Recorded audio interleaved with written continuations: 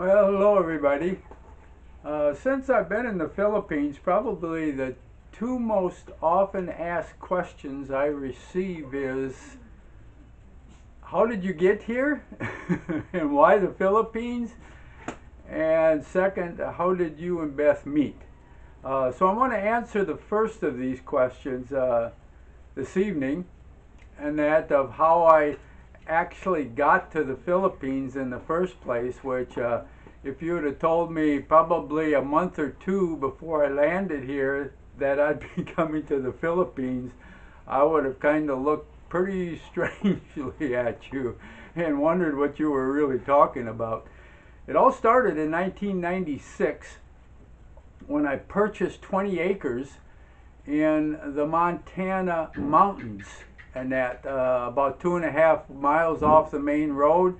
I was typically, that was my dream, to live in the wilderness, to build my own cabin, to be self-sufficient, and to live that kind of a lifestyle. And that, so I purchased the land, and in 2000 I actually moved myself to Montana and landed on my property there.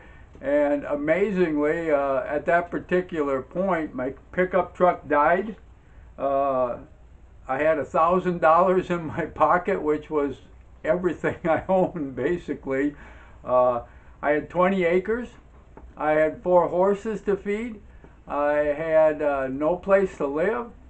I didn't have a job, and now, of course, I didn't have any transportation. And at that particular point, it probably couldn't have looked any gloomer. But everything did work out. 10 years later, I'd already cut down the logs, hand-hewn the logs, built myself a cabin, built myself the frame for a barn. I eventually sold my horses, and that because they were just too hard to take care of, and the price of hay went from $1 to $4 or $5 a bale, and it got way out of my price range.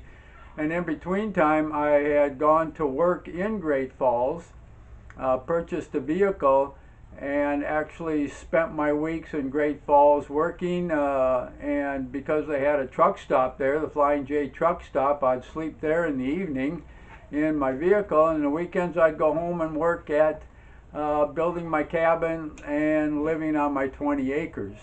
And I intended at that particular point to basically live out the rest of my life there. It had been my dream. And along with all my guns and reloading equipment and everything else, this was about as close to heaven as I figured I'd get, and really what I wanted to do with the rest of my life. And I literally told everybody, you'll probably have to plant me on my property someday, because that was my intent. A few years later, my neighbor and I discovered the Montana pine beetle on my property. A little beetle that bores through the outer bark of the tree into the innermost part where the fluids all come up in the trees. They poison the trees by doing that, and the tree eventually dies. What this does, in a sense, is kill whole forests. And it's been a problem in Montana. Started on the other side of the Rocky Mountains near Kalispell. They didn't put a stop to it there. And by now, which was 2009, going into 2010, it had reached my property. And the first year, 1 tree. The second year, 2, 3, 4 more trees I found out had those little holes in it, and the pine beetles were attacking my trees. I realized within a short amount of time I wasn't going to have any pine trees left on my property. And at that particular time, it was, oh boy, my dream got a big hole put into it. And I decided to sell my property, put it on the market. And that land in Montana at that particular point, 2009, 2010, you couldn't give it away. Most of it was too overpriced, and there was just not a market for anybody to purchase property. So I was kind of in a rock and a hard spot, but I did put my property up for sale through a realtor. Gave her the price I intended to get for the 20 acres plus my cabin and everything that went along with my cabin, my pole barn and everything and that. And kind of figured, oh, a year and a half, and hopefully before all my trees died, I would be able to sell it. But knowing what the pine beetle does, I was not hopeful whatsoever. 30 days later, she drove into my property and said she not only had an offer, it was a cash offer for exactly what I was asking. I was dumbfounded.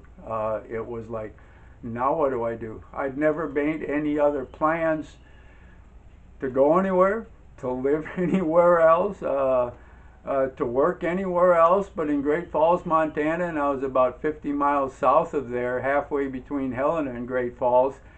And I figured, wow, now what? What should I do with my life? At this particular point, it was I was kind of open to everything, but I knew one thing: with the money I received, and that would have to basically last me for the rest of my life, because I really had no other savings. And the job that I had in Great Falls, I realized I'd probably have to work most of the rest of my life through retirement in order to be able to just survive.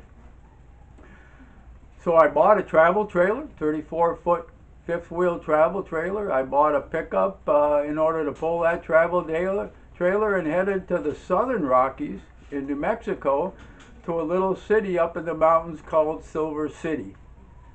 And there, when I finally pulled in there in December of, let's see, that would have been December of 2009, I figured that, yep, now I changed locations by 1,500 miles, and this was where my life was going to kind of wind up, except one change had happened that really I hadn't worried about.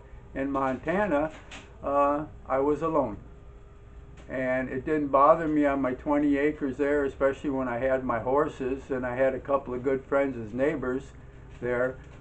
But in Silver City, New Mexico, as I traveled back and forth with my vehicle between town and back out to where the trailer park was, where I parked my trailer, it became apparent that I was alone. And I felt that loneliness for probably the first time I had in quite a few years. And what to do now, and that I went to Walmart and bought a computer. Somebody told me, well, why don't you go online and start looking for somebody online? Because I'm a very conservative Christian, I initially went to the Christian websites online to look for somebody, and found the scam artists. Once they find you're retired, they figure you got a pocket full of money, and I had a nice pickup and a nice travel trailer, so oh geez, they came in droves in order to meet me and everything like that, and especially online. And I found out it was more of a scam than anything else. So really disappointed at that particular point. I gave up on it, and I decided that probably the best thing to do was live my life alone and be alone. I was up in the mountains there in Silver City. It was a beautiful place to live. It snowed in the winter time, and not a lot, but it snowed, and it was cold. You could get in your vehicle and drive 40 miles down the mountain, and it was summer all year round. We were not that far from the Mexican border. We way down in the southwest corner of New Mexico. So it was easy to, in the middle of winter time, to experience the summer heat, and and I did it quite often, drive down there just in order to get out. But the rest of the year was absolutely beautiful up there. It might snow in January and February, maybe a little bit in December.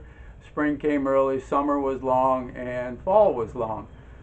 So I figured that at this particular point, all I had done is change locations from the Northern Rockies to the Southern Rockies, as I somehow couldn't seem to get away from the mountains, and decided to resign myself to that fact that I wasn't going to meet anybody, and so I should just live my life the way I was going to live it until the good Lord decided to take me. And that's kind of how this part of the story ends, because like I said, the Montana pine beetle, that nasty little creature, changed everything in my life within a few short months, because I'd lived there in Montana in my cabin and that for close to 10 years, and it was kind of, in a sense, a traumatic experience because I didn't expect the changes that occurred.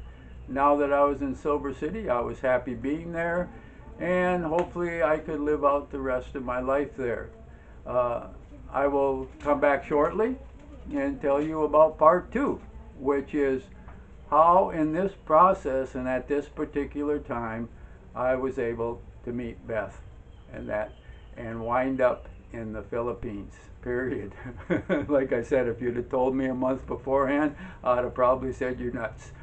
But it didn't turn out that way, and it turned out for the best. So I'll be back shortly here, and hopefully maybe even today I'll tell you the rest of the story and be able to load it up on to my YouTube channel here. So I'm going to say goodbye for now. Thanks for listening, thanks for viewing, like and subscribe, and I'll be back with you shortly.